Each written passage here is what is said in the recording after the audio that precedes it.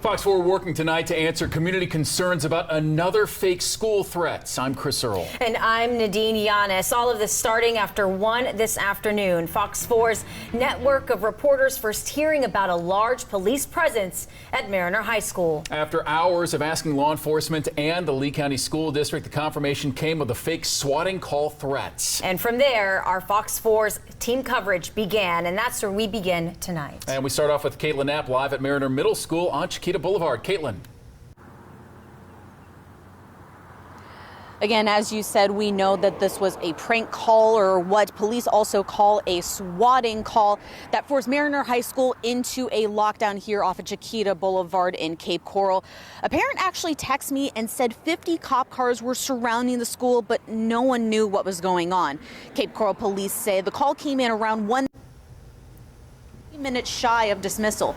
Many parents were already here waiting to pick up their child, like Tony Allen. He says 6 deputies flew from behind him, rushing to Mariner High School. Allen anxiously waited in front of the fence and eventually saw his son walk out. The last thing you want to do is see your son with their hands in the air for any reason, especially for a school lockdown. I'm glad everybody's okay. You know, just a few skipped heartbeats, but other than that, pretty decent. Just a moment of relief for everyone out here, knowing everyone is okay and it was a prank call. Parents and students also told me the prank call caused a lot of frustration. One student even telling me this could cause some trauma for them. As you can imagine, emotions are really running high right now, even after all this happened. And again, emotions running high as students went out and reunited with their loved ones. Some moments that we were able to capture as it happened. That's a story that you'll see tonight on Fox 4 at 6:30. Reporting live outside Mariner High School, Caitlin Knapp, Fox 4. Thank you, Caitlin. As Fox 4 works to understand how frequent these swatting calls are here in Southwest Florida, today's incident marks 17 this calendar year. Absolutely terrifying for so many. The most recent one happened right after Hurricane Ian last month in Collier County. Naples police confirming the prank call at Palmetto Ridge High School was a swatting call. And then right before Ian, a swatting call cleared out South Fort Myers High School as well. And just days before that, in mid-September, Cape Coral police say a 14-year-old made a credible threat at the school. Again, at the center of today, Mariner High School in Cape Coral. And today's threat at Mariner is one of 4 similar calls across the nation today. 3 others from out of state, 1 in Tennessee, 1 in Illinois, 1 in Missouri. First, Hillcrest High School in Springfield, Missouri. Officers took an anonymous call about a threat at the school. The school went on lockdown, but no threat detected. Officers say they're still looking for a suspect. Then Taylorville, Illinois, that's central Illinois near Springfield. Police arrested an 18-year-old student, charging them with a felony for writing, quote, "There's a school shooter in the building with a gun, help," on a bathroom wall.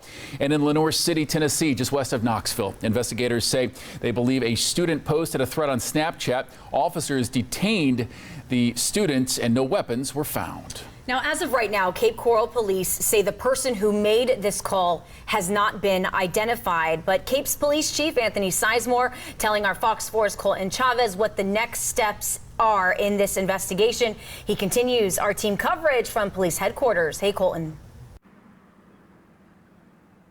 Well, Nadine, we actually made our way back here to Cape Coral. We're outside Mariner High School right now, and during my Facebook Live, when crews, me and Caitlin Knapp, were both here earlier in the day, just after 1 o'clock, we were doing Facebook Lives, and a lot of people were asking me questions about what's a swatter? What is a swatter? What does that mean? Well, I really want to dial in on that because it's a prank call to law enforcement that then brings them to an emergency situation like this. And there was a huge volume of people out here today. So this is what Chief Anthony Sizemore could tell me at this moment. So little to be known about the caller, but he did say that it was a male voice that called. Now, police can't tell me at this moment whether that caller was here locally in Lee County, maybe outside the county, in the state, or even in the country for that matter. But according to Sizemore, he says that police were here at the school within 2 minutes of that call, and they immediately began their search of the school. Now, good news here, it is a prank phone call, and the threat was not found, and there were no injuries at the school because of this either.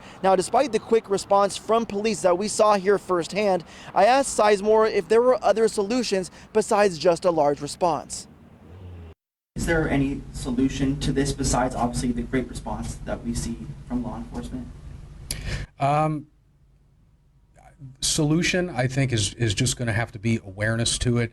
As the technology advances to be able to commit crimes like this, the technology has to follow suit to be able to catch them, and then the rest of the criminal justice system has to play its part to go with the deterrent.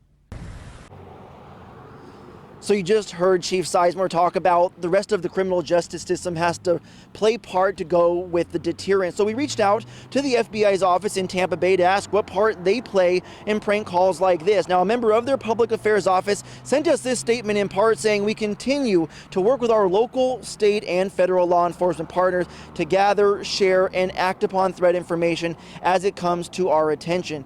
Now from here, Chief Sizemore tells me it's their major crimes unit that's going to take it from here. They're going to start to really work to be able to identify who this shooter is. And again, this is something that our police department is taking very seriously. And Chief Sizemore called this call emotional because we've talked about everything that our community has gone through, and even in the past couple of years, from the pandemic to Hurricane Ian coming and wiping out this neighborhood in the area here in Southwest Florida.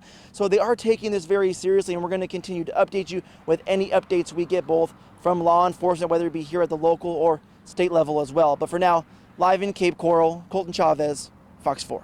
It does have an impact on our community. Colton, thank you. Now, before we end this coverage tonight, we do want to put this into a larger perspective for you by showing you that this is not an isolated trend or incident. According to the journal Education Week, there have been 40 school shootings this year alone, and 34 people have been killed by school shooters. And here's something else. NPR actually dug into these numbers and found that 113 different hoax calls have been made to schools between September 13th and October 5th alone.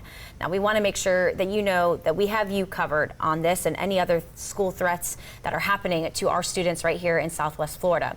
Fox 4 right now has a full list of previous reports about school swatting calls and threats, as well as responses and insight from school and education officials.